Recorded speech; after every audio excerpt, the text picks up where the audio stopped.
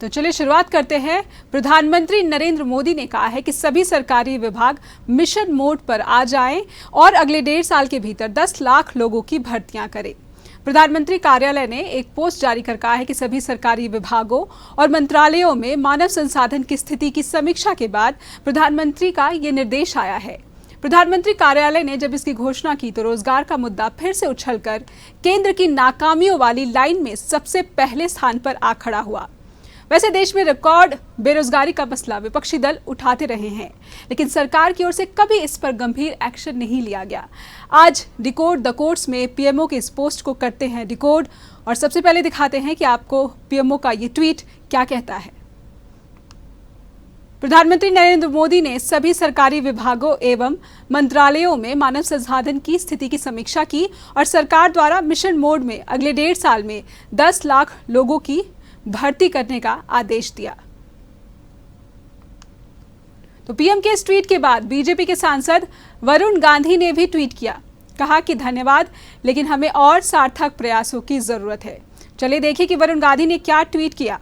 बेरोजगार युवाओं की पीड़ा एवं मर्म समझने के लिए धन्यवाद प्रधानमंत्री जी।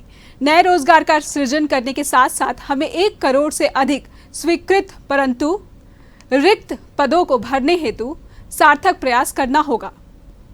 हर वर्ष 2 करोड़ रोजगार देने का संकल्प पूरा करने के लिए और तेज गति से कदम बढ़ाने होंगे।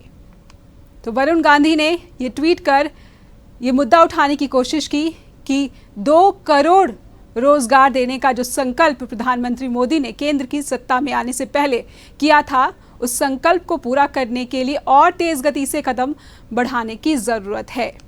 बीजेपी सांसद वरुण गांधी का ट्वीट कहता है कि बेरोजगारी की जो हालत देश के भीतर है, उसमें पीएमओ का 10 लाख नौकरियों का ऐलान नाकाफी है। कांग्रेस के प्रवक्ता रणदीप सुरजेवाला ने भी आरोप लगाया है कि पीएम मोदी का ऐलान महज जुमलेबाजी है, सिर्फ ट्विटर खेलने से सुधार नहीं आएगा। चलिए देखते हैं सुरजेवाला ने क्या कहा है। देश में भीषणतम बेरोजगारी है, 50 साल में सबसे भयंकर बेरोजगारी। मोदी जी ने सत्ता ली थी 2 करोड़ रोजगार हर साल देने का वादा कर, यानी 8 साल में 16 करोड़ रोजगार देने थे। अब कह रहे हैं 2024 तक केवल 10 लाख नौकरियां देंगे। तो 16 करोड़ नौकरियों का क्या हुआ? और क्या मोदी जी जानते हैं कि केवल केंद्र सरकार में 30 लाख पद खाली पड़े हैं? ये वो चार्ट है जो हमने इस समय प्रधानमंत्री जी के जवाब में लगाया है। प्रधानमंत्री जी, ये नौकरियों का एक विभाग का चार्ट है, इसका जवाब भी दे दीजिए कि ये 30 लाख नौकरियां कब भरी जाएंगी और 16 करोड़ नौकरियां, 2 करोड़ नौकरी हर साल कब मिलेंगी? अब जो कह रहे हैं इसे कहते हैं कि 900 चूहे खाकर बिल्ली हज को चली। यानी मोदी के विरोधियों का दावा है कि देश के भीतर बेरोजगारी करोड़ों में है और लाखों में भर्तियां करने से बेरोजगारी का मसला हल नहीं होगा। चलिए दिखाते हैं कि देश के भीतर बेरोजगारी का हाल वास्तव में कैसा है। अप्रैल 2022 में बेरोजगारी दर 7.83% पर आ गई। मार्च में यही दर 7.60% पर थी। मार्च में यह दर 7.60% पर रिकॉर्ड की गई। Centre for monitoring India economy की मई की रिपोर्ट में ये आंकड़े पेश किए गए हैं।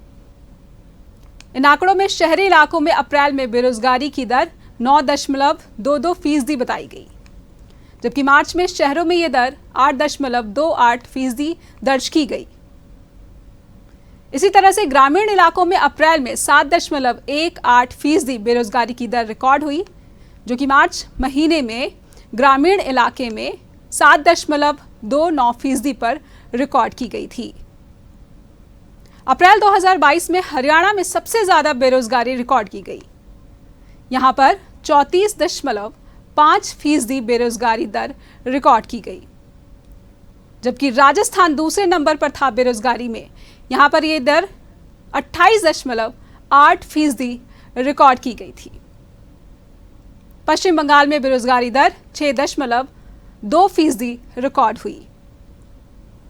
लेकिन कुछ जानकार कहते हैं कि CMIE की इस रिपोर्ट को सही नहीं माना जा सकता। खास करके ग्रामीण इलाकों में बेरोजगारी के जो आंकड़े पेश किए गए हैं, उसे अर्थशास्त्री ठीक नहीं मान रहे हैं। डाटा इकट्ठा करने का जो तरीका सीएमआई ने अपनाया है उस पर सवाल खड़े किए जा रहे हैं। अर्थशास्त्री अजितवर रॉय चौधरी ने द टेलीग्राफ को दिए इंटरव्यू में कहा है कि सीएमआई हर महीने शहरी और ग्रामीण इलाकों के 44,000 से ज्यादा घरों का सर्वे करवाती है। इसमें उनसे पूछा जाता है कि वो काम करते हैं या नहीं। एक दिन विशेष का डाटा इकट्ठा कर उसे डाटा के रूप में रिकॉर्ड किया जा रहा है। देश में बेरोजगारी मापने का पैमाना सही नहीं है, जबकि अंतर्राष्ट्रीय स्तर पर इंटरनेशनल लेबर ऑर्गेनाइजेशन ILO कहता है कि डिसेंट जॉब करने वालों को ही नौकरी पेशा की श्रेणी में गिना जाना चाहिए। लेकिन देश में सीएमआई डिसेंट जॉब करने वालों और दिहाड़ी रोजगार पाने वालों में फर्क नहीं रखता। ऐसे में ILO के नजरिए से देखें तो बेरोजगारी का आंकड़ा देश के भीतर और खतरनाक हो सकता है। दूसरी ओर सीएमआई के करीबी सूत्र कहते हैं कि वो अपने सर्वे में हर दिन सुबह से लेकर रात तक के आंकड़े शामिल करते हैं और जब कोई बताता है कि उसे उस दिन काम नहीं मिला तो उससे ये भी पूछा जाता है कि क्या पिछले कल उसे काम मिला था। अगर जवाब में ना मिलता है तो उसे बेरोजगारों में गिना जाता है। कुछ जानकार ये भी बताते हैं कि सीएमआई के सवालों के लिस्ट अधूरे हैं, जिससे जवाब भी अधूरा ही मिल पाता है। यानी बेरोजगारी का आंकड़ा खतरनाक हो सकता है, उससे भी ज़्यादा जितना कि सीएमआई की रिपोर्ट में कहा गया है। तो क्या लाखों की नौकरियों से करोड़ों बेरोजगारों की जो समस्या देश के भीतर है, रिकॉर्ड समस्या, ये हल हो पाएगा? सवाल अब भी वहीं खड़ा है।